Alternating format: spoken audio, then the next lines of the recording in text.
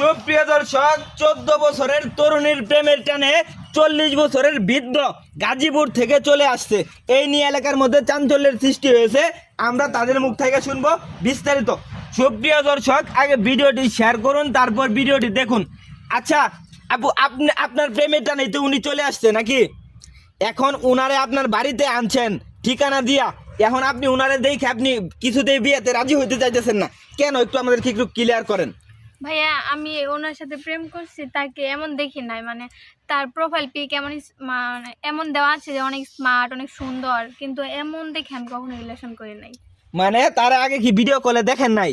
না, ভিডিও কলে কথা হয় নাই। ভিডিও কলে কথা হয় নাই? মানে সে এমন মানে তার পিক পোস্ট করে, মানে দেখে অনেক স্মার্ট মনে হয় এখনকার জেনারেশন ছেলেদের মতো। ও, বুঝতে পারছি। আচ্ছা মুরব্বী, আপনি যে কামটা করলেন, এই 14 বছরের শরীর প্রেমে টেনে আপনি গাজীপুর থেকে আসা পড়ছেন, আপনি কেন আসছেন? কত দিনের সম্পর্ক ছিল? কিভাবে আসছেন? একটু বিস্তারিত আমাদেরকে একটু বলেন। ভাইয়া, আমি দীর্ঘ ছয় বছর ধরে সৌদি আরব প্রবাসী। তার সাথে 1.5 বছর ধরে সম্পর্ক।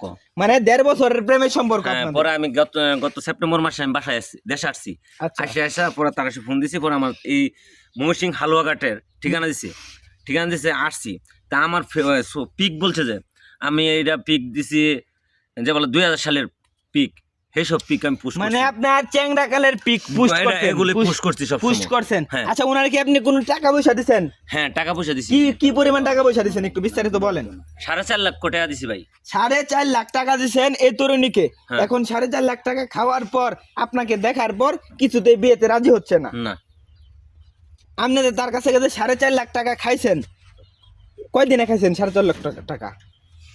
এই তো তার সাথে আমার যতদিন ধরে সম্পর্ক ততদিন ধরে। ততদিন ধরে সম্পর্ক। যখন টাকা খাইছেন, টাকা খাইতে পারছেন, এখন ওনারা বিয়ে করতে পারবেন না, এটা হইলো?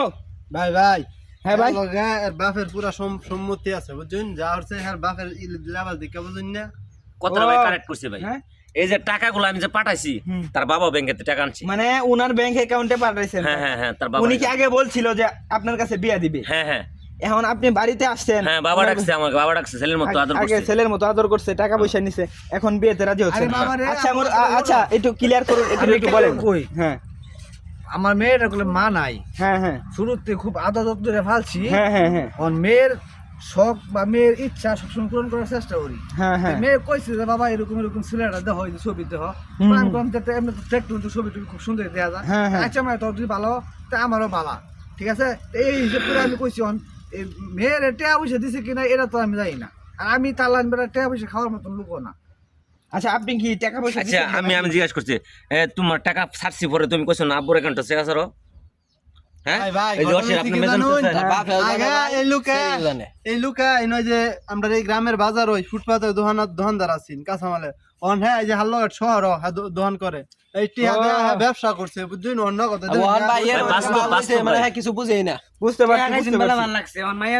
আচ্ছা, গ্রামবাসী আপনারা কোন ভুল বুঝতে, তাদেরকে নিয়ে আমরা চেয়ারম্যানের কাছে আমি একটু কথা বলি। কালকে রাত্রে 11টা বাজে তাকে বাসায় আসছি, এখন বেলা বাজতেছে 2টা।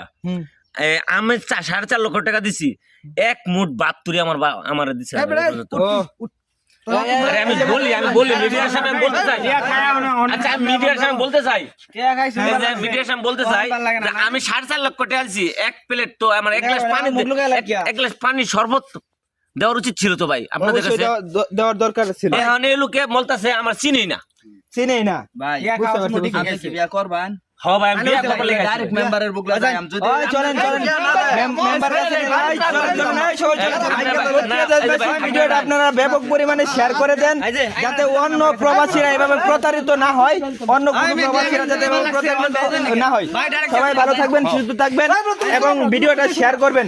সবাইকে অসংখ্য ধন্যবাদ।